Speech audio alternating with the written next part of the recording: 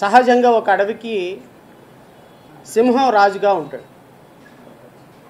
కానీ దురదృష్టం ఏంటంటే ఈ ఆంధ్రప్రదేశ్ అనే అడవికి గుంటనక్క రాజుగా ఉంది.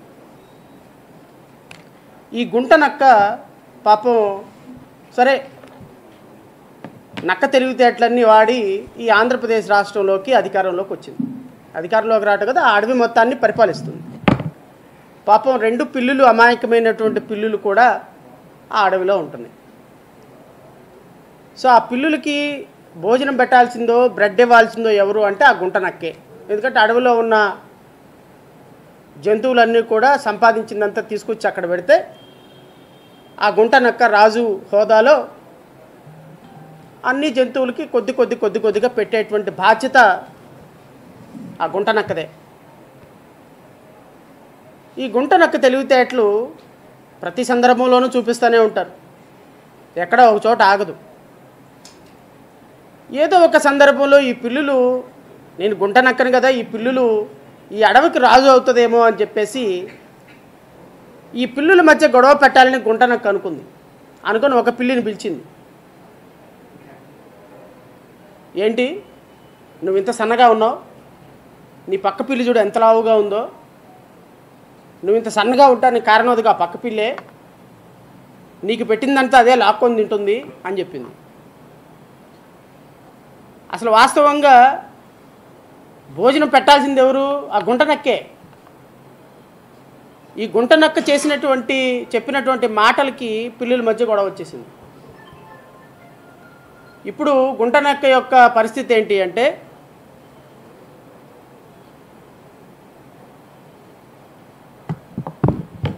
తన కింద బ్రతుకుతున్నటువంటి జంతువులకి సరిసమానంగా ఆహారాన్ని పంచాల్సిన బాధ్యత నాది అన్న విషయం మర్చిపోయింది.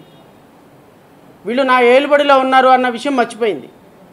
ఎవరెవరైతే రాజ్యాధికారంలోకో లేకపోతే ఎవరెవరైతే అడవికి మహారాజు అయితే అవకాశం ఉందో ఆ అమాయకమైనటువంటి జంతువుల మధ్య తగువులు పెట్టి నీకు పెట్టిన ఆహారం వాళ్ళు తింటున్నారు, వాళ్ళకి పెట్టిన ఆహారం నిన్ను తింటున్నారని వాళ్ళ మధ్య గొడవలు పెట్టి వాళ్ళు ఎప్పటికీ కూడా ఆ అడవికి మహారాజు కాకుండా చేసినటువంటి పన్నాగంలో ఆ గుంటనక్క సక్సెస్ అయింది. నేను చెప్పినటువంటి కథలో గుంటనక్క చంద్రబాబు నాయుడు అయితే పాపం అమాయకమైనటువంటి 2 పిల్లులు మాలామాదిగలు.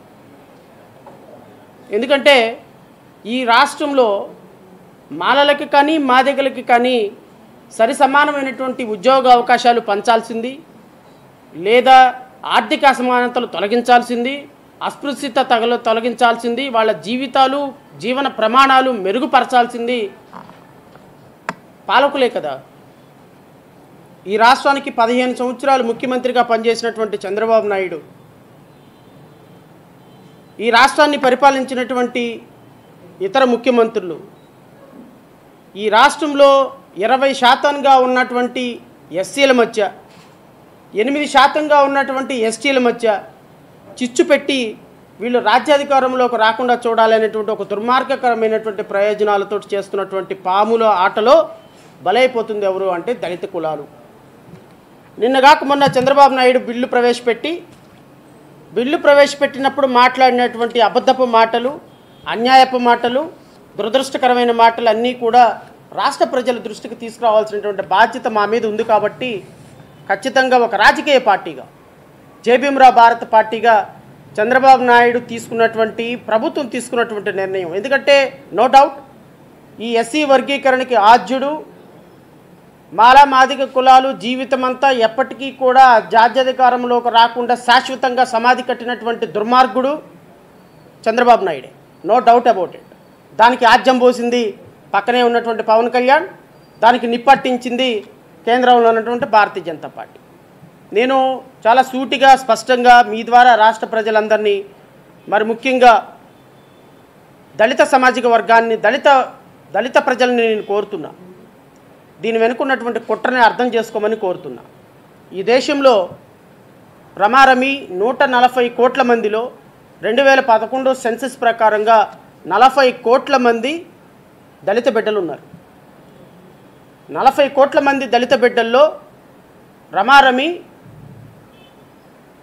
దేశ జనాభాలో 23.5% ఆక్యుపై చేసుకున్నటువంటి దళిత జనాభా ఈరోజు కాకపోతే ఏదో ఒక రోజు ఏకతాటి మీదకు వచ్చే ప్రమాదం ఉందన్నటువంటి విషయాన్ని నరేంద్ర మోడీ ముందే గమనించాడు. దానికి చంద్రబాబు నాయుడు ఆజ్యం పోశాడన్న విషయం దళిత సమాజం తెలుసుకోవాలి. 2014 సంవత్సరంలో భారతీయ జనతా పార్టీకి దేశవ్యాప్తంగా 23,77,00,000 ఓట్లు రావటం, ఈ దేశానికి నరేంద్ర మోడీ ప్రధానమంత్రి అవ్వటం ఆన్ రికార్డ్. అంటే భారతీయ జనతా పార్టీకి 23 కోట్ల ఓట్లు వస్తే ఈ దేశంలో ప్రధానమంత్రి అయ్యారు. అట్ ద సేమ్ టైం 2024 సంవత్సరంలో కూడా 23,92,00,000 ఓట్లు వస్తే భారతీయ జనతా పార్టీ మరలా ఈ దేశానికి ప్రధానమంత్రి అయ్యాయి. ఓవరాల్గా భారతదేశ జనాభాలో 23 కోట్లు రమారమీగా ఓట్లు వస్తే ఆ పార్టీ ప్రధానమంత్రి అవుతున్న సందర్భంలో ఏదో ఒక సందర్భంలో ఈ దేశంలో దళిత జనాభా 40 కోట్ల మంది ఏకమైతే, 40 కోట్ల మంది ఏకమైతే అది 2024, 2029, 2033, 2038, 2042 ఎప్పుడైనా కానీ రాబోయే 10-20 సంవత్సరాల్లో దళిత సమాజం ఏకమైతే 40 కోట్ల మంది ఉన్నటువంటి జనాభా 60 కోట్లు అయితే ఖచ్చితంగా వీళ్ళకి రావాల్సినటువంటి పర్సంటేజ్ ఓట్లతో ఒక రాజకీయ వ్యవస్థ ఏర్పడితే భారతదేశ వ్యాప్తంగా భారతీయ జనతా పార్టీ కొట్టుకుపోతుంది అన్నటువంటి ఒక దుర్బుద్ధితోటి 40 కోట్లుగా ఈ దేశంలో ఉన్నటువంటి దళిత సమాజాన్ని 400 గ్రూపులుగా విభజించి అత్యంత దురదృష్టకరమైనటువంటి తీర్పుని భారతీయ సుప్రీంకోర్టు చేత ఇప్పించినటువంటి ఘనత, దుర్మార్గుడు, నీచుడు, ఇంకా ప్రధానమంత్రిని కూడా చూడకూడదు, ప్రధానమంత్రిని కూడా గౌరవించడానికి అర్హత లేని వ్యక్తి ఇప్పించినటువంటి జడ్జిమెంట్ అనేది జైభీమరావు భారత పార్టీ భావిస్తుంది. Yes, it is true. ఈరోజు దేశవ్యాప్తంగా తమిళనాడు, కర్ణాటక, కేరళ, ఉత్తరప్రదేశ్, మధ్యప్రదేశ్, జమ్మూ కాశ్మీర్ నుంచి కన్యాకుమారి వరకు ఉన్న దళిత సమాజం మొత్తం ఈరోజు 400 మొక్కలుగా విడిపోయింది. ఎక్కడ దాకా ఎందుకు? ఆంధ్రప్రదేశ్ రాష్ట్రంలోనే చూడండి. ఈరోజు మాల సామాజిక వర్గానికి ప్రధాన శత్రువు ఎవరు అంటే మాదిగ సామాజిక వర్గానికి ప్రధాన శత్రువు ఎవరు అంటే మాల. మమ్మల్ని దోచుకుంటున్న, మాకు ముఖ్యమంత్రులు కాబడుతున్న 3% ఉన్నటువంటి చంద్రబాబు నాయుడు కమ్యూనిటీ వాళ్ళు ముఖ్యమంత్రి అయినారు అన్న బాధ లేదు. 4%, 4.5% ఉన్నటువంటి జగన్మోహన్ రెడ్డి సామాజిక వర్గం వాళ్ళు ముఖ్యమంత్రి అయిన బాధ మాదిగలకు లేదు. ఇప్పుడు మాదిగలకి సమస్య ఏంటి అంటే 4% ఉన్న వాళ్ళు ముఖ్యమంత్రి అవుతున్నారు, 3% ఉన్న వాళ్ళు ముఖ్యమంత్రి అవుతున్నారు. ఈ 3%, 4% ఉన్న వాళ్ళు భూమి దగ్గర నుంచి, భుక్తి దగ్గర నుంచి, నీరు దగ్గర నుంచి, నిప్పు దగ్గర నుంచి మొత్తాన్ని దోచుకుంటున్నారు అన్న ఆలోచనే లేదు. ఈరోజు ఆలోచన ఏంటి అంటే పాపం ఒక బ్రెడ్ ముక్క ఎక్కువ తిన్నటువంటి పక్కనున్న మాల సామాజిక వర్గానికి, మాదిక సామాజిక వర్గానికి కొట్లాట పెట్టిన నీచ నికృష్ట పనికిమాలిన రాజకీయ నాయకుడు ఉన్నాడంటే అది భారతదేశంలో చంద్రబాబు నాయుడు. నేను ఈ మీడియా సాక్షిగా చంద్రబాబు నాయుడు గుర్తుపెట్టుకో, ఈరోజు తెలంగాణలో రేవంత్ రెడ్డి కానీ, ఆంధ్రప్రదేశ్లో ముఖ్యమంత్రి నారా చంద్రబాబు నాయుడు కానీ మాలలు అంటే మీకు మాలలు అంటే మీకు ఎంట్రకుతో సమానం. మాల సామాజిక వర్గం అంటే మీకు ఏమాత్రం భయం లేదు. ఎందుకంటే మాలలకు ఓట్లు లేవు, మాలలకు రాజకీయ పార్టీ లేదు, మాలలు బానిసలుగా బ్రతుకుతున్నారు. నిన్న మీ అసెంబ్లీలో మాట్లాడాడు కదా మంత్రి, పనికి మాలిన చావలేని మంత్రి చంద్రబాబు నాయుడు అంటే ఈ దేశంలో చాలా గొప్ప ఎస్సీ ఎస్టీల కోసమంట 26 ఎస్సీ ఎస్టీల కోసమంటే ఈ దేశంలో అత్యున్నతమైనటువంటి సంక్షేమ పథకాలు తీసుకొచ్చినటువంటి ముఖ్యమంత్రి ఘనత చంద్రబాబు నాయుడు. ఏం తీసుకొచ్చాడా ముఖ్యమంత్రి చంద్రబాబు నాయుడు? సంక్షేమ పథకాల ఘనత. మీ సంక్షేమ పథకాల ఘనత ఒక్కసారి చెట్టా ఇప్పితే మీ బట్టలను ఇప్పి అసెంబ్లీలో నుంచోబెట్టాల్సి వస్తుంది మిమ్మల్ని. దుర్మార్గంగా మీ చంద్రబాబు నాయుడు చేసినటువంటి పనిని సిగ్గు లేకుండా అసెంబ్లీలో ఇంకా పొగుడుతున్నారా? సిగ్గు లేకుండా అసెంబ్లీలో ఇంకా విభజన బిల్లు మీద అద్భుతంగా మాల సామాజిక వర్గం ఎమ్మెల్యేలు మాట్లాడుతున్నారా? నేను మీ ద్వారా మాల సామాజిక వర్గాన్ని, దళిత సమాజాన్ని కోరుతున్నా. రాబోయే కాలంలో బోత్ ఆంధ్ర అండ్ తెలంగాణ మాలలు అంటే వీళ్ళకి అన్నం తినేసిన తర్వాత అరిటాకుకున్న విలువ కూడా లేని మీలాంటి వ్యక్తులు ఓట్లు వేయబట్టి ఈరోజు రాజకీయ పార్టీలు ఈరోజు కనీసంగా రేపు భవిష్యత్తులో మాల సామాజిక వర్గానికి చెందిన బిడ్డల రిజర్వేషన్ల పరిస్థితి ఏంటి, మాదిక సామాజిక వర్గాలకు సంబంధించిన పిల్లలు క్రిమిలేయర్ పరిస్థితి ఏంటి? రేపొద్దున క్రిమిలేయర్ ప్రవేశపెట్టి ఈ దుర్మార్గకరమైన జడ్జిమెంట్తో రాష్ట్రంలో రిజర్వేషన్లు, దేశంలో రిజర్వేషన్లు ఎత్తేసే ప్రక్రియకి శ్రీకారం చుడితే దాన్ని సపోర్ట్ చేస్తున్న మందకృష్ణ మాదిగ, దాన్ని సపోర్ట్ చేస్తున్న తెలుగుదేశం పార్టీ, దానికి ఆజ్యం పోస్తున్న పవన్ కళ్యాణ్, దానికి ఆజ్యం పోస్తున్నటువంటి భారతీయ జనతా పార్టీ ఈరోజు దళిత సమాజాన్ని నెట్ట నిలువున పెట్రోల్ వేసి తగలబెడుతుంటే మనం మాత్రం తెలుగుదేశం పార్టీలో, భారతీయ జనతా పార్టీలో, జనసేన పార్టీలో చక్కగా పార్టీల్లో నాయకులకి ఓట్లేసి మనం ఇళ్లలో కూర్చొని మన బిడ్డల్ని రోడ్ల మీదకి అడుక్కు తినడానికి పంపిస్తుంటే ఎక్కడికి వెళ్ళిపోతుంది దళిత సమాజం అనేటువంటి వేదన తోట ఈరోజు ప్రెస్ మీట్ పెట్టాల్సి వచ్చింది.